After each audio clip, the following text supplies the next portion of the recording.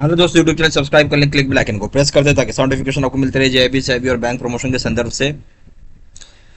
हम लोग यहाँ बात कर रहे हैं आपका Baroda UP bank promotion exam का प्रीवियस क्वेश्चन से क्लर्क से ऑफिसर का क्वेश्चन में स्टार्ट करने से पहले यहाँ पे छोटा सा अनाउंसमेंट है। यहाँ हमारे पास Baroda UP bank promotion exam का क्लर्क से ऑफिसर का कोर्स कंटेंट होता है जो कि purely for Baroda UP bank promotion exam के लिए बनाया गया है, जहाँ आपका वीडियो लेक्चर कोर्सेज हो जाएगा जो कि कवर करेगा इंटायर सिलेबस को। सर्कुलर्स के वीडियोज हो जाएंगी।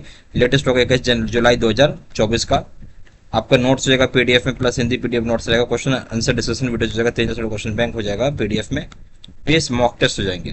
प्राइस रखा गया इसका 2000 रुपये 6 महीने की वैलिडिटी के लिए, 3000 रुपये लाइफ लॉन्ग वैलिडिटी के लिए। पहले सवाल पाइए, the risk of money laundering और terrorist financing is lower in. जो रिस्क होता है आपका मनी लॉन्ड्रिंग का, टेररिस्ट फाइनेंसिंग का, वो कम है कहाँ पे? ऑप्शन है प्राइवेट बैंकिंग, बी ऑप्शन है cash intensive business, C option है basic banking account, D option है company having nominee share holders. तो कहाँ पे सबसे कम होगा? जो रिस्क होता है मनी लॉन्ड्रिंग का, टेररिस्ट फाइनेंसिंग का, सबसे कम होता है जो बेसिक सेविंग बैंक अकाउंट होता है, जहाँ 50,000 रुपये का ही अब ज्यादा ज्यादा बैलेंस रख सकते हैं, यानी सी ऑप्शन। क्वेश्चन नंबर 2 में आइए, branches should not open accounts of banned terrorist organisations as circulated by. Branches जो बैंक की होती है उसको अलाउड नहीं किया गया कि आप ओपन कर सकते हैं अकाउंट। वैसे अकाउंट जो कि टेररिस्ट अकाउंट खोलना चाहता है, चाहे बैंड अकाउंट ऑर्गेनाइजेशन अकाउंट खोलना चाहता है, ये कौन सर्कुलेट करता है बैंक को किसका अकाउंट नहीं खोलना है? ये ऑप्शन आईआरडीए, बी ऑप्शन है सेबी, सी ऑप्शन है एएमएफआई, डी ऑप्शन है एफआईयू। सी ऑप्शन हो जाएगा एफआईयू कहता है। एफआईयू का क्या मतलब है?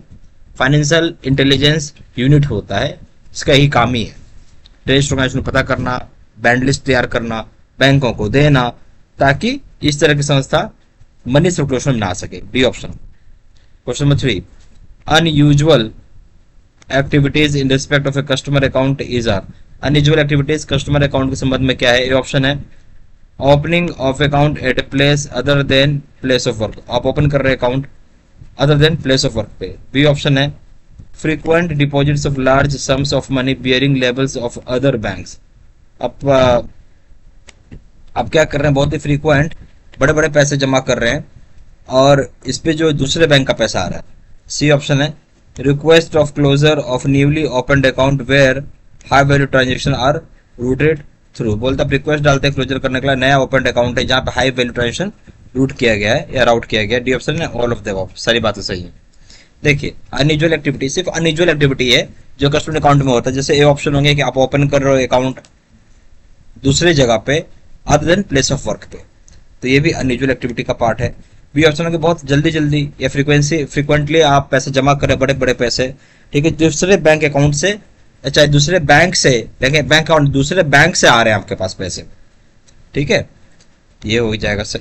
ये भी अनयूजुअल एक्टिविटी का पार्ट है। सी ऑप्शन है आप रिक्वेस्ट करें क्लोज करने के लिए नया अकाउंट, उस पर हाई वैल्यू ट्रांजेक्शन आपने ऑलरेडी कर दिया है, तो ये भी अनयूजुअल एक्टिविटी का पार्ट है। डी ऑप्शन हो जाएगा ऑल द, सारी बातें सही है। क्वेश्चन नंबर 4 में, is India a member of FATF. FATF का फुल फॉर्म क्या है? इसका फुल फॉर्म हो जाएगा financial action task force. A option yes, B option no, has applied for inclusion, D option is likely to be made a member. सही option क्या है? FATF यानी फाइनेंशियल एक्शन टास्क फोर्स का भारत बहुत पहले से ही मेंबर है। A option. क्वेश्चन नंबर 5 में, in which of the following cases it is not necessary to identify and verify the beneficial owners as per KYC norms of RBI where। बोलता है कौन सा फॉलोइंग केस है जहां पे जरूरी नहीं है कि आप आइडेंटिफाई कर पाएंगे, कैसा इसमें कौन सा केस है जहां जरूरी नहीं है पता करना, आइडेंटिफाई करना और वेरीफाई करना बेनिफिशियल ओनर्स एज पर केवाईसी नॉर्म्स जो आरबीआई का है। ये ऑप्शन है the client is a partnership firm, आपको क्लाइंट जो है पार्टनरशिप फर्म है। बी ऑप्शन है client is a trust company listed on stock exchange, कोई क्लाइंट है ट्रस्ट जो लिस्टेड स्टॉक एक्सचेंज में। सी ऑप्शन है client is a private limited company, client जो है प्राइवेट लिमिटेड कंपनी है। डी ऑप्शन हो जाएगा नन ऑफ द अबव। इसमें से कोई भी ऑप्शन सही नहीं है। सही ऑप्शन क्या हो जाएगा?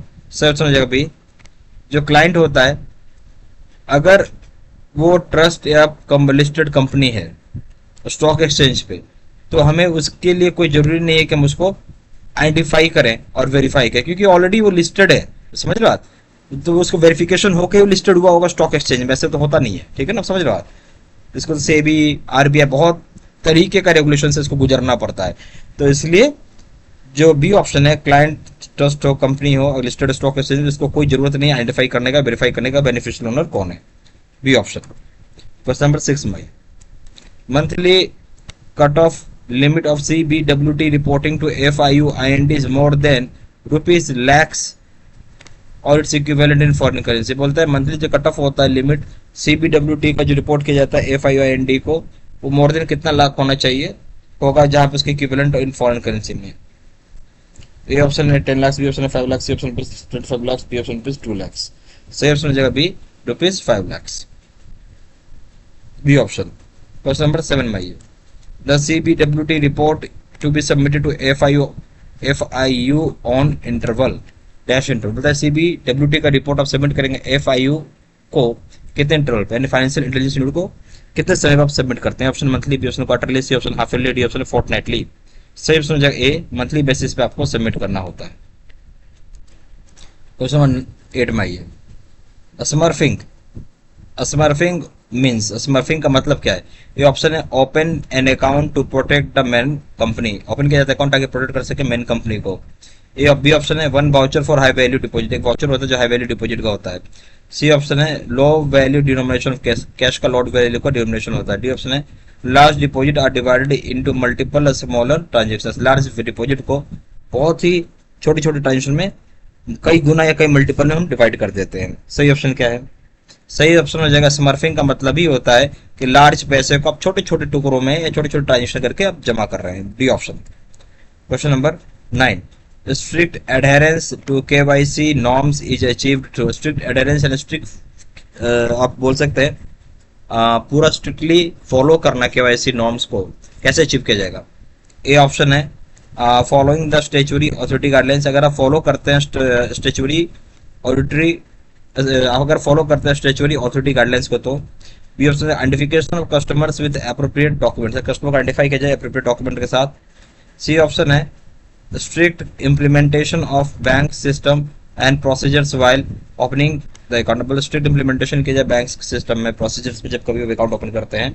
डी ऑप्शन है ऑल देव, सारी बातें सही हैं। क्या सही हो जाएगा इसमें बताइए।